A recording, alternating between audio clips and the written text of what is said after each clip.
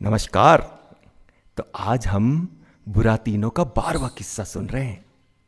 आपको याद है 11वें किस्सा कहाँ खत्म किया था? चलिए मैं थोड़ा सा याद दिलाता हूँ। नीलकेशिनी ने आंखें खोली और देखा कि बुरातीनों सामने पेड़ पर सिर के बल लटका हुआ है। गालों पर हाथ रखकर वह चिल्लाई, अरे अरे अरे! खिड़की के नीचे कान फड़फड़ाते हुए वफादार कुत्ता आर्तेमोन हाजिर था।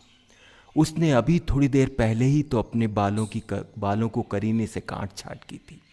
यह उसका नित्य कर्म था।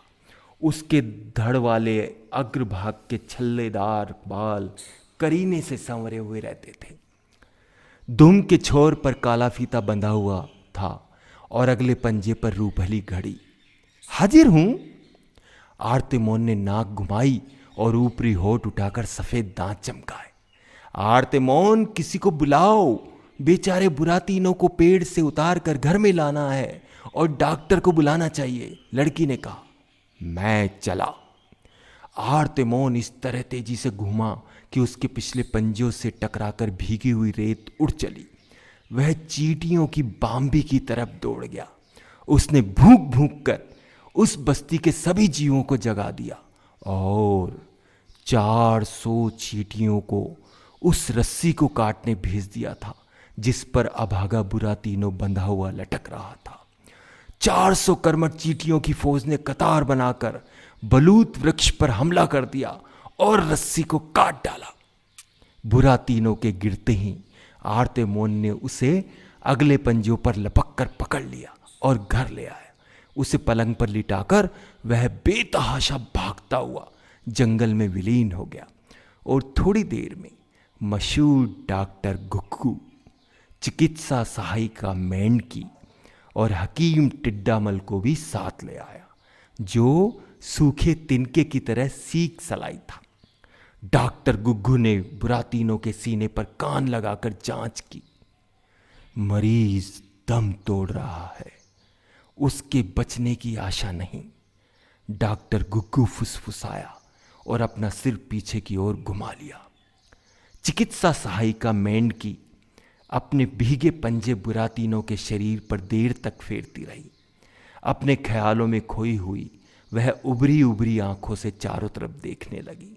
मुंह छपछपाते हुए बोली, मरीज बच जाएगा, खतरा टल चुका है। हकीम टिड्डामल ने अपने तिनके जैसे सूखे हाथों से बुरातीनों की नब्ज टटोल कर देखी।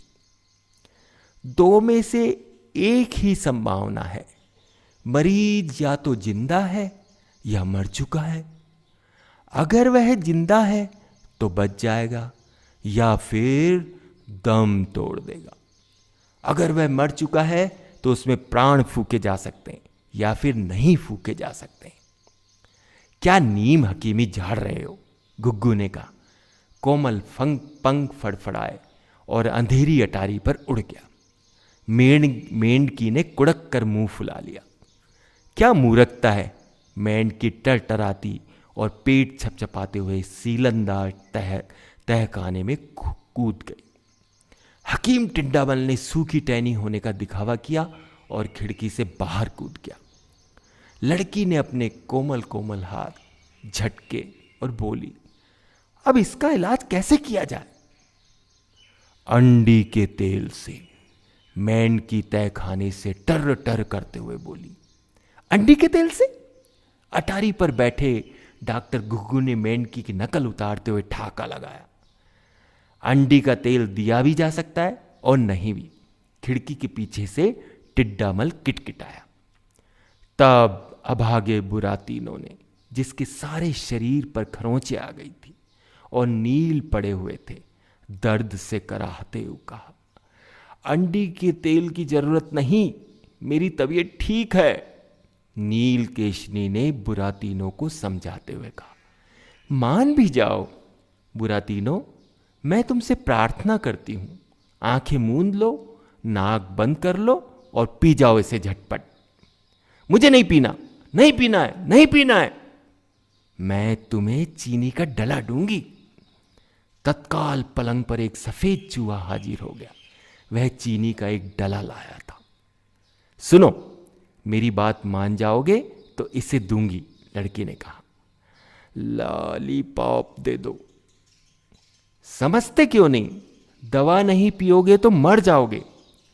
अंडी का तेल पीने से मरना भला। तब लड़की सख्ती से बोली, नाक दबाओ और छत की ओर देखो। समझे? नाक दबाओ और छत की ओर देखो। 1 2 3। उसने बुरातीनों के मुंह में दवा उड़ेल दी और झट से उसके मुंह में चीनी का डला रख दिया। फिर एक हल्का सा चुम्बन उसके गाल पर चढ़ दिया। बस। वफादार आर्तिमोन ने लक्ष्य की सफलता से खुश होकर दुम पकड़ी और खिड़की के नीचे बवंडर की तरह घूमने लगा, मानो उसके सहस्र पंजे, सहस्र कान और सहस्र चमकदार आंखें हों। तो क्या लगता है, बुरातीनो अब ठीक हो जाएगा?